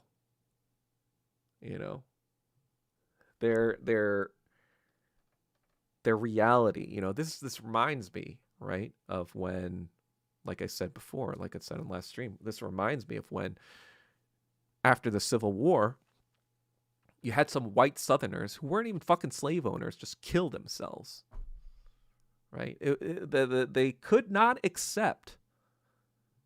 It was the same thing with Lyndon B. Johnson, right? He understood. He came from the South, right? He understood A, we need these black votes, and we can use this racism that these Southern people have against them, because we already lost them. If we're trying to get black votes, we've already lost them. And so, like, because the white person in the South will do anything to not be kind of like seen as less or on the same level as black people, right? Because that's how deeply embedded their racism was. So Lyndon B. Johnson's play was, well, A, he was focused on, obviously Vietnam, right? That was the main thing. Like, he needed bodies. He needed black bodies or white bodies or whoever bodies, right? But it'd be easier to sell to the American public the Vietnam War, of course, if there are black bodies going to Vietnam and not white kids, right? Coming back in body bags. So during those elections, I think in 64 or whatever, they really appeal to the black community with all these civil rights movements and all, I think the Civil Rights Act was in 64, something like that. Because they recognized the calculus. They were like, well, we only need to win a certain amount of electoral votes. So if we sacrifice the old Democratic Party or whatever, that's not actually going to be that bad for us, because there are southern states and they don't have that many people compared to some of these more progressive northern states. So what we've got to do is play to that, because we understand this fucking master dialectic that the white man has, and we gotta manipulate the fucking media to take advantage and win. So yeah, 64 was a very racially charged election. James Lee is probably Taiwanese. Yeah, I mean, I would not be surprised. Kim Iverson's statement is pure WMS, mind virus symptom. Exactly. Nick Fuentes for the lulz. Was Eileen Gu attacked in Italy? I'm not sure, actually. Sorry and late. What's up, Andrew Yu? You going to give an update today? Who's update for what? LeBron was a letdown. Wait. I don't see how LeBron supporters can support LeBron now. Debate on GOAT is now over. I mean, I think that's a separate thing. The debate on who's the best at basketball and who has better politics. It's not like Jordan was this, civil rights leader himself, that's kind of irrelevant to what's going on. Update, I need a chopped cheese ASAP. What's a chopped cheese? In the West, it's always year of the scapegoat. Scapegoat. I get it. Exactly. Go to Andrew Yu. Blue Sky Dell. What is that? Only way the right could lose was internally, not externally. They ate themselves. Yeah. I mean, that's why they need a scapegoat, right? Because being on the right, like being a white person and on the right wing, means never accepting that slave morality or slave position, right? That position of actually doing something to interact with the world around you. Because of the alienation that being on top has of like really experiencing the world and finding your own being in that self-conscious. Like they have no even mind frame or like framework in which to understand like that they could be surpassed, if that makes sense. I don't know. I feel like I'm reading too much Hegel these days. I don't know. Westoids rather remain goy cucks than spend a minute to self-reflect. I'm in California. No one here knows what that is. They'd care if they were an Asian woman. They'd care about what? Dems be like Russia, Russia, Russia. Rightoids be like China, China, China. Exactly. MJ didn't do it. MJ getting vindicated. Don't know why it didn't pop up in chat. Probably feds. What didn't pop up in chat? Engel's 19th century viewpoint was that Asiatic mode of production was already socialist in a way. No private ownership of land, strong centralized state in charge of public works like irrigation. Oh. Well, there you go. I mean, I guess that's why you didn't need Hegelian dialectics or, all the Marxist stuff with the original OGs, because they kind of already got it. They are already dialectical in their, societal relations and human relations, and being like, yeah, this capitalism thing is not very sustainable, not very sociable either.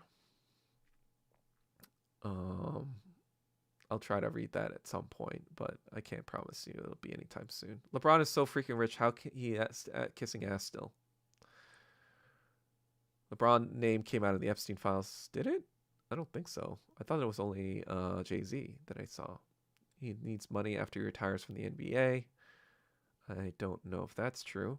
They got dirt on him. LeBron was at Diddy's party. They got dirt on him. That's what I said too. I was saying, LeBron saying all that stuff. We're all talking about the Epstein files, but I'm pretty sure there's also a Diddy's files. You know what I mean? Like, the same way Epstein was recording all that shit, blah, blah, blah, on the island. That's the real shit that Trump and all those people are really scared about, because that's the smoking gun, right? In this phase, they could still have plausible deniability. Be like, oh, well, that's just what that witness said. That didn't happen. It's crazy. All these crazy people making up shit, etc., etc. The average person with an IQ of like greater than 80 won't fall for that. Maybe 90 won't fall for that bullshit. But there are a fair amount of people who are less than that, and probably were like, oh yeah, it makes sense. Trump. But once you show a fucking video and that's not AI slop, then it's like, oh yeah, that is not defendable. And so I think that there's a chance that there's a Diddy's files, because he was so much like that, and if it's showing up that Jay-Z and some other people were already in that Epstein kind of like network, then it's not so far-fetched to believe that Diddy was also doing this, not just to have crazy parties and to, I guess, exploit women and stuff like that, but also to have dirt on the rest of black entertainment so that he could blackmail whatever, or be of some use of whatever if they ever got out of line, right? And the Diddy parties were just a way of not only his own degeneracy, but to kind of like, it's kind of like a gang initiation thing, right? I heard this crazy guy like a couple of years ago. Actually, I don't think he's that crazy anymore, because it was this like, I think he said he was black and Native American, but he was saying, this is like 3-4 years ago. I was with this friend and he was in LA, and this guy comes up to us and he's like, he's some sort of music person, blah blah blah, but he's he's not that famous or anything, but he's been around stuff, and he was telling us like, yeah, I think like Elon Musk is one of the most dangerous people in the world, and he said that like in order to be in a Marvel film or like to be an A-list celebrity, you needed to have like sucked like a lot of dick. Like every Marvel superhero apparently sucked dick, apparently. And then it was like, it made me think of someone else, but we won't talk about that. But I thought it was crazy at the time. And his Elon Musk thing happened to be really correct. And I was like, maybe he wasn't so wrong. You know, he seemed to like be talking from like knowing people in the industry and stuff like that. And so, you know, the way Diddy was, I don't know if you guys saw the Diddy documentary on Netflix, but the way he was running shit,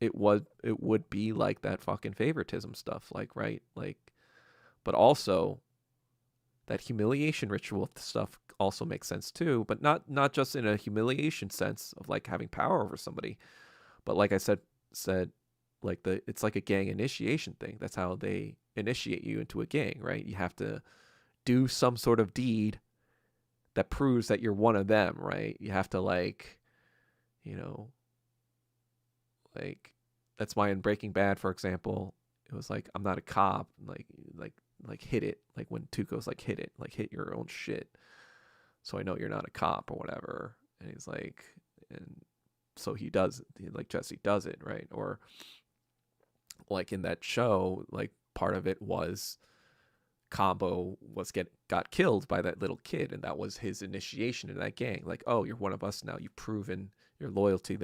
You've killed someone for this gang, and so now we can trust you. Because if we go down, you go down. We know that you did this shit, and we're gonna tell the police. You know, that's how it's kind of like a mutual assured self-destruction sort of thing. Which is probably what the Epstein files were, right? Or, you know, if Israel goes down, you go down. And it's probably what Diddy did too, right? Like, if I go down, the rest of y'all go down. So you better make sure that I don't go down. Which is probably why Jay-Z has been really quiet in the past year or so. Not only is he hit with the fucking Diddy shit, but with the Epstein shit, it's just kind of like, oh man, I am in big doo-doo.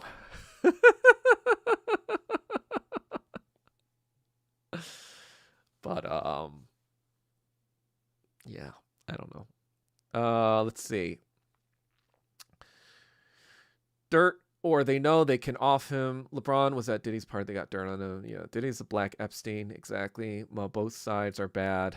Yeah. Anything that's like both sides are bad is just fucking shilling for Israel. It's just goy cuck behavior. While also saying China is irrelevant to civilization building, the pivot to Asia in 2009 was the unelected state's realization that China was not going to be liberalized internally. Oh, what's the pivot to Asia in 2009?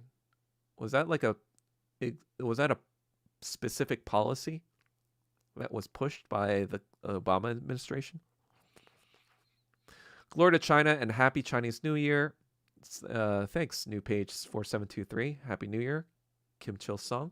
Thank you for calling me by my nickname. Happy Chinese New Year, blah, blah, blah. U.S. banks caused the 2008 financial crisis. China increased consumer spending, which increased their debt to save the global market. Yeah, that's the fucking bullshit. This fucking dumbass fuckfaces, like the fucking financial elite, whatever. China saves their asses, and in return, they try to attack China. It's like, maybe we should rethink this capitalism thing and kind of copy what China's doing, and, you know, make a government that actually helps people now that we have all this money. You know, and avoid a situation like the financial crisis from happening again, instead of now, which 16, 17 years later looks like an even worse financial disaster is going to happen. And we just antagonized China for the past 2 decades for no fucking reason. And America wants America and the world to be like the Philippines. Exactly. That's its ultimate goal, to Filipinoize the entire fucking world so it can just America everywhere. Milieu? What's milieu? Gusanos. Okay, heading off. Thanks for the stream. Oh, okay. Let's see a real NYP. Damn, not even Doug knows what chopped cheese is. Oh, yeah, I don't know what chopped. Is that like a like string cheese, like the cheese you put on stuff, like the little stringy stuff. I don't know. LeBron is in the Epstein files law. It was for being a bad tipper. Wasn't that Epstein? Why would Epstein have a record of LeBron's tipping? That doesn't make sense. I don't think that was I think that was the Epstein was a bad tipper. In that files, I didn't see anything about LeBron online. Otherwise, I probably would have seen it, especially in conjunction with his comment on Israel. I don't think he was in the Epstein files. Year of the files. Huh. Files. The files. Diddy killing Tupac makes a lot more sense now. Poor Shang-Chi. Happy New Year. Thank you for the red envelope. I need some monies. Jay-Z and Beyonce got the most unfollowed on Instagram. He was at 3 million. It was under 1 million. Wait, what, really? Hold on. Jay-Z.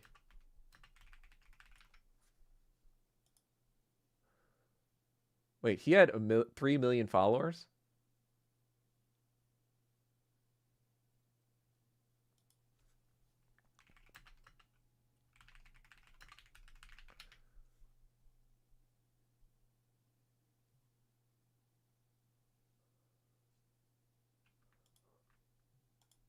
Holy shit.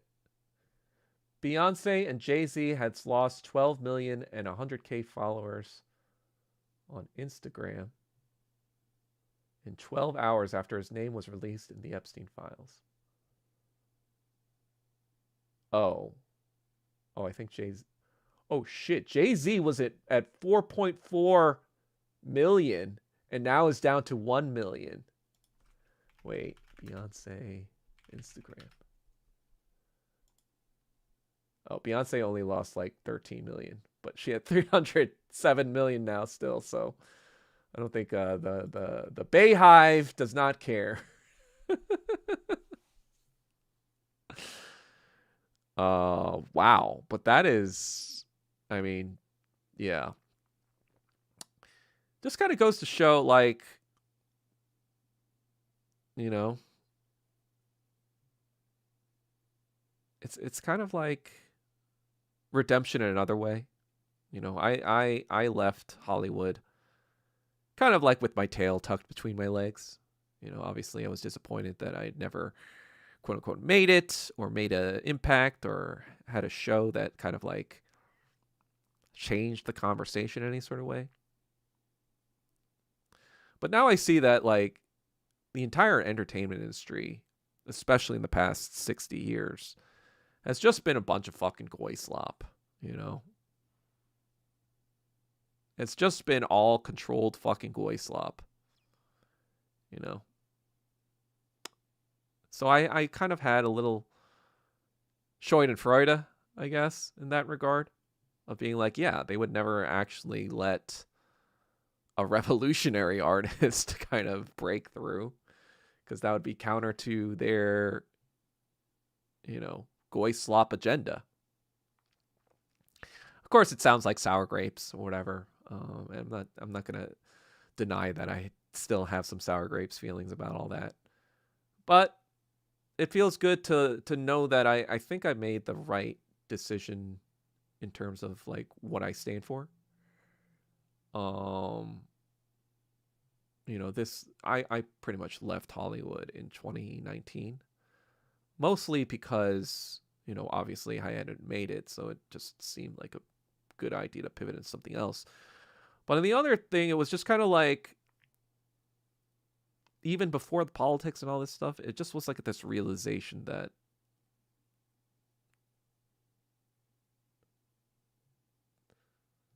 to resist in that way, to try to make an impact in the system itself, you were pissing against the wind. You were going to get goy cucked in the end, you know. You know, even LeBron James is goy cucked, right? Even somebody as rich and influential and could say, like we said before, he has fuck you money and fuck you influence. What does he need to praise Israel at this point? Like what? Another shot at a title, I guess. That's probably never going to come. Like you're washed, you know. I mean, I'm washed. I'm a fucking unk. We're unks. LeBron, come on, man. You know. Let me fact check that. I highly doubt that is the case, but I will fact check that for you.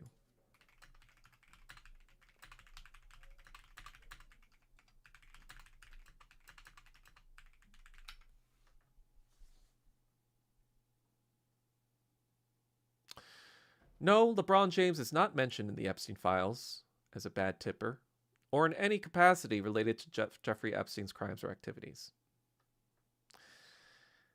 So, yeah, LeBron's not in the Epstein files, David. I don't know where you're coming up with this nonsense.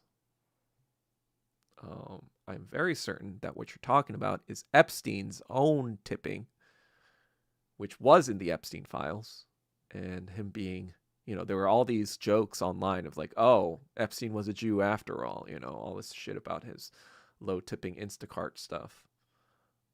So that's what was in the Epstein files, not LeBron. Because the other thing is too, if LeBron was in the Epstein files, with that comment, everybody would have fucking posted the Epstein files too in the tweet. So just by that fact alone, I'm like, no, it was never in the Epstein files. Otherwise, people would have jumped on that shit. This is how you get through Goy. This is how you interpret Goy slop, David. You have to fucking be cognizant of context and everything that's going on. And stop doom scrolling Instagram. Like I said, you need to be reading shit, not fucking doom scrolling. Anyway, all right, I guess we'll go get chopped cheese. I don't know what is that, like a chopped cheese is New York version as Philly cheesesteak? Wait, chopped cheese is just cheesesteak? Whatever. Alrighty, I'm about to bounce unless anyone has anything else they want to ask. All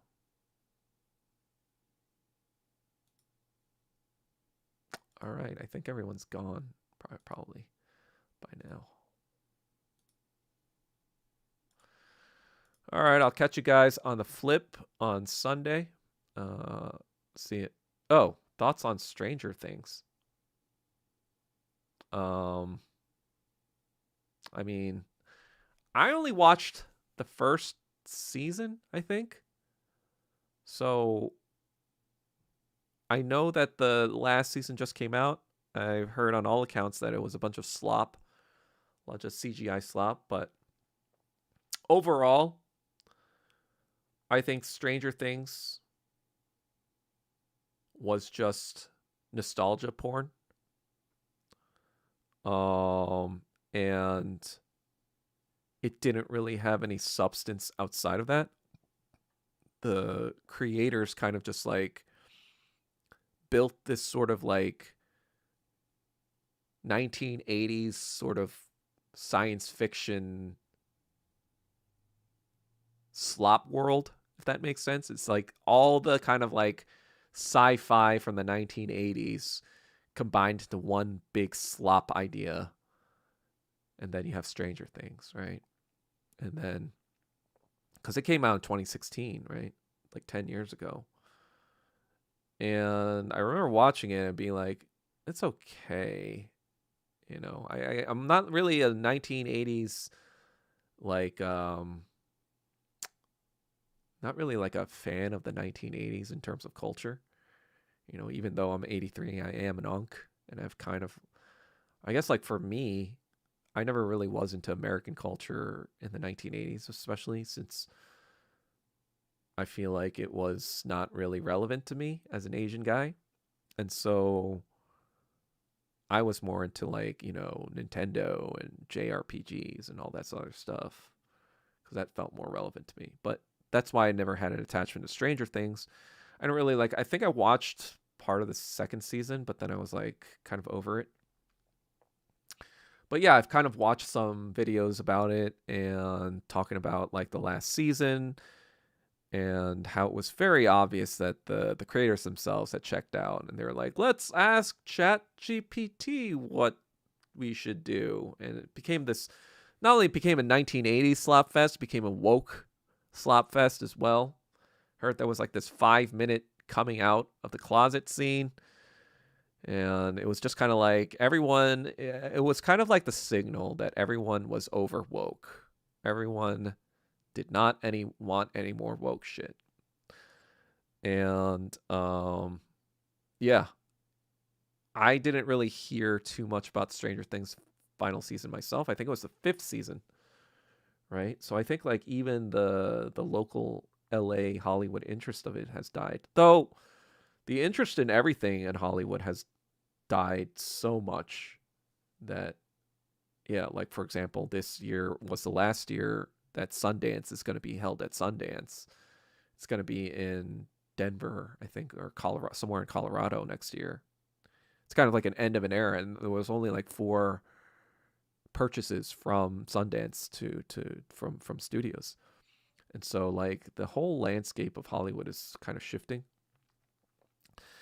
But it's always been slop. There's so many Jordan Peterson thematic references in Stranger Things. I thought it was weird. Oh, sorry. I haven't watched it that closely to pick up on any of that. Nor did I ever really follow Jordan Peterson, really. I just kind of like thought he was this meh ideologue. I never really like got into Jordan Peterson. I thought it was like he's like a, you know, back 10 years ago, someone who's on the right thinks is like a smart person, right? But it's really just a slop fest. I don't even remember what happened in Stranger Things. All I remember is fucking that older woman actress being all weird and shit. What's her name again? Winona Ryder. I'm just kind of like, you need to chill out. I remember when she was at like the Oscars, or yeah, I think the Academy Awards or the Emmys or something like that. Might have been the Emmys because that's TV. But she was like doing all this fucking like, when they were getting an award, she was like doing all this weird shit. I was like, all right, stop being weird. But that, yeah, that's all I have for Stranger Things. Anyway, I guess I'll talk to you guys next time on Sunday. I'll see you then.